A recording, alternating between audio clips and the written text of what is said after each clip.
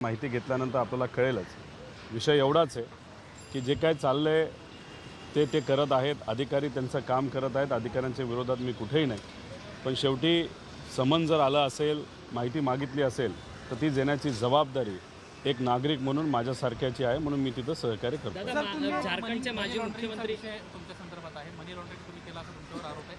सर्वे कारखाना असेल किंवा बारामती ॲग्रो असेल आणि आणखी एक साखर कारखाना। मी व्यवसायामध्ये कुठेही चुकीची गोष्ट केलेली नाही। मी आत्मविश्वासाने इथं सांगतो, मी व्यवसायामध्ये आधी आलेलो आहे, नंतर राजकारणात आलेलो आहे। असे अनेक लोक आहेत की जे राजकारणामध्ये पहिल्यांदा आलेले आहेत आणि व्यवसायामध्ये नंतर आलेले आहेत, आणि व्यवसायामध्ये आल्यानंतर त्यांना आर्थिक कुठलीही अडचण आलेली नाही। पण मी व्यवसायामध्ये जेव्हा आलो पहिल्यांदा अनेक अडचणींना मला सामोरं जावं लागलं, त्यावेळेससुद्धा मी संघर्ष केलेला आहे। आणि आज राजकारणामध्ये एक विचार घेऊन पुढे जात असताना आजही मला संघर्ष करावा लागतो। फक्त मी एकटाच संघर्ष करतो असं नाही, महाराष्ट्राची तमाम सामान्य कुटुंबातली लोक आज संघर्ष वेगळ्या पद्धतीने तिथे करत आहेत। राज्य सहकारी बँकेनं खरं तर कारखाना विक्रीला काढला आणि त्याच्यामध्ये तुम्ही घेणारे म्हणजे तुम्ही पार्टिसिपेट झाला होता। असं असताना अधिकाऱ्यांना किंवा बँकेला बाजूला ठेवत जो घेणार आहे त्याच्यावर ही कारवाई होते अशी देखील चर्चा। एक समजून घ्या, बाकी 70 लोकांनी जेव्हा कारखाने घेतले होते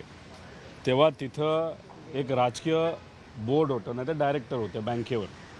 जेव्हा मी कारखाना घेतला तेव्हा तिथं प्रशासक होतं, IAS अधिकारी होते। त्यामुळे ह्याच्यामध्ये काय तथ्य आहेत, काय डॉक्युमेंट्स आहेत, एकदा ही सर्व कारवाई झाल्यानंतर आपल्या सर्वांना मी दिलंच। पण ह्याच्यामध्ये एक तर ही कारवाई जी आमच्या विरोधात झाली त्याच्यामध्ये कुठेही बारामती ॲग्रोचं नाव त्या PIL मध्ये नाही, आणि ते नसतानासुद्धा आमचं नाव घेतलं। ठीक आहे, सहकार्य आम्ही करत आहोत। शेवटी नागरिकाची एक जबाबदारी असते की जे काही मोठ्या संस्था असतात त्यांनी आपल्यावर एखादं ऑब्जेक्शन घेतलं, समन्स पाठवलं, आपल्याला कारवाई करण्याचा जर विचार त्यांनी केला असेल तर सहकार्य करण्याची भूमिका ही नागरिकाची असते, तशी आमची आहे। देशभरातल्या सगळ्याच विरोधी पक्षातल्या नेत्यांची ईडी चौकशी होताना पाहायला मिळतं। काल हेमंत सोरेन जे झारखंडचे माजी मुख्यमंत्री आहे त्यांना ईडीकडनं काल रात्री उशिरा अटक करण्यात आली, आणि त्यानंतर त्यांचं ट्विट जे आहे हम लढेंगे म्हणून ते ट्विट तुम्ही रिट्विट केलं आणि त्याला उत्तर दिलं जय हिंद जय महाराष्ट्र म्हणून। जय हिंद जय महाराष्ट्र मी म्हणालेलो आहे, आणि आजची एन्क्वायरी कशी जाती बघूया। पण एकच आहे, योगायोग बघा, इलेक्शन आता पुढच्या काही महिन्यांमध्ये लागणार आहेत या देशामध्ये, आणि अशा प्रकारच्या कारवाई सुरू झालेल्या आहेत। त्यामुळे सामान्य लोकांमध्ये चर्चा वेगळी आहे। मी अजूनही समजतो अधिकारी त्यांचं काम तिथं करत आहेत, प्रामाणिकपणे करत आहेत, पण इलेक्शनच्या तोंडावर अशा कारवाई झाल्यानंतर लोकांच्या मनामध्ये एक संभ्रम निर्माण झालेला आहे की कुठंतरी लोकशाहीचा आवाज दाबण्याचा प्रयत्न काही लोक करतात का काय।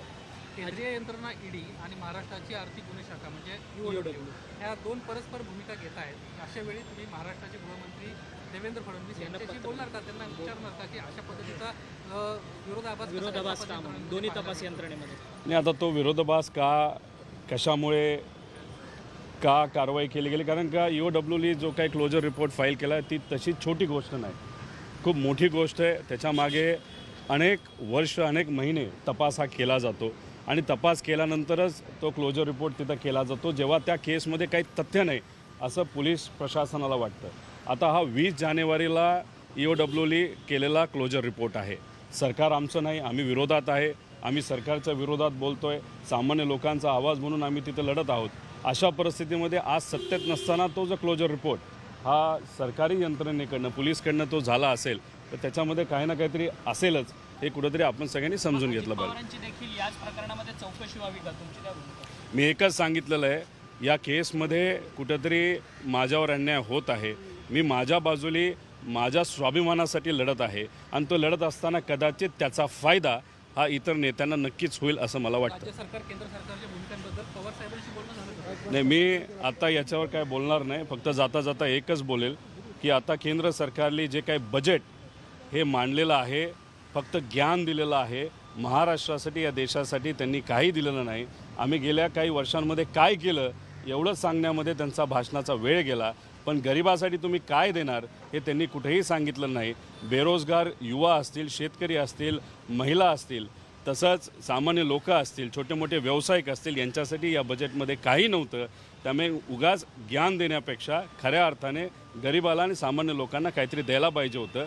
हे याच्यासाठीच बोलतो आहे की महाराष्ट्रावर या बजेटमध्ये अन्याय झाला, पण महाराष्ट्रामध्ये आज जे सरकारमध्ये नेते आहेत त्यांना फक्त स्वतःचं पडलेलं आहे केंद्राकडे जाऊन या स्वाभिमानी महाराष्ट्रासाठी काही आणण्यासाठी ते प्रयत्न करणार नाही आणि त्याचा निषेध या ठिकाणी मी करतो. देश विदेशातील प्रत्येक घडामोडींचे लाईव्ह अपडेट मिळवण्यासाठी आता साम टीव्हीच्या सर्व सोशल मीडिया प्लॅटफॉर्मला लाईक, फॉलो आणि सबस्क्राईब करा. तसंच सर्व नोटिफिकेशनसाठी बेल आयकॉन प्रेस करायला विसरू नका.